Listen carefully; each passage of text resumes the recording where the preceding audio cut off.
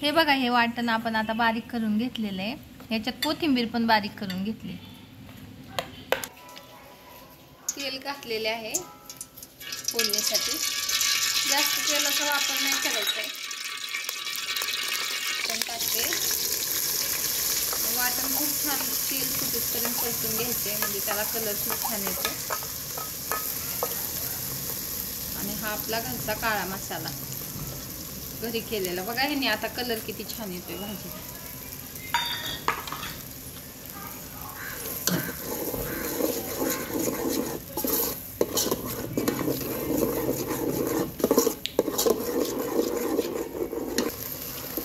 बघा कसं आता तेल सुटायला लागले मला वाटणाला.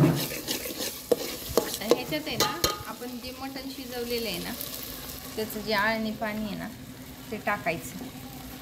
अजून छान त्याला तेल सुटून द्यायचं. कलर पण खूप छान येतो. घरी केलेला मसाला टाकलेला आहे फक्त, आणि एक सुहानाचा आपला मटण मसाला.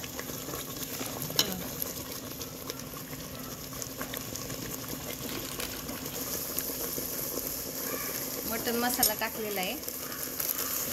छान तेल सुटलंय आता भाजीला. चुलीवरच्या भाजीची कशी वेगळीच टेस्ट येते ना.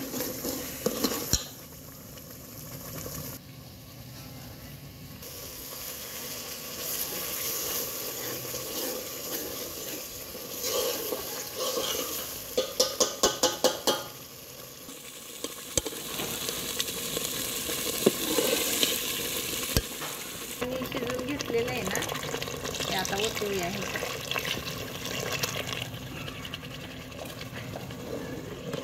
बघा कलर किती सुंदर आलाय.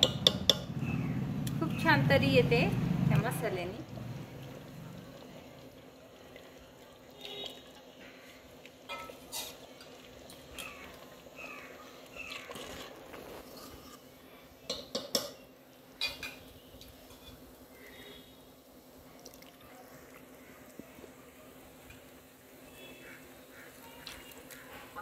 भाजीला उकळी आलेली आहे आणि त्याला आता आपण गरम पाणी टाकायचे.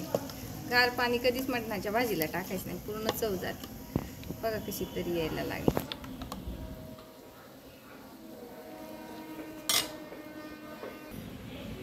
कसं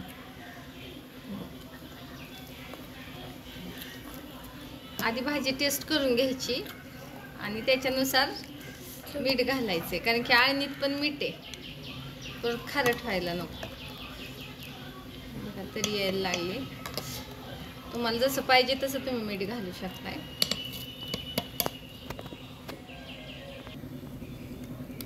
चुलीवरच्या मटणाची टेस्टच खूप छान असते. बघा असा मंद, नुसतं फक्त हारावरती आपण भाजी ठेवलेली आहे. आता मस्त तरी येते. एकदम खळखळ भाजी कधी उकळून नाही द्यायची, पूर्ण तरी जाते त्याची. हारावरती मस्त तरी येते अशी झणझणीत अशी. बघा किती थोड्याशा तेलात केलेली आहे भाजी. आपला घरचा काळा मसाला घरीच बनवलेला आहे तो. ही बघा भाजी आपली झालेली आहे. मस्त अशी तरी आलेली आहे. हे बघा, तुम्ही बघितलं किती कमी तेल टाकलं होतं आपण, पण तरी बघा घरी केलेला काळा मसाला आहे हा. खूप छान लागते ही भाजी.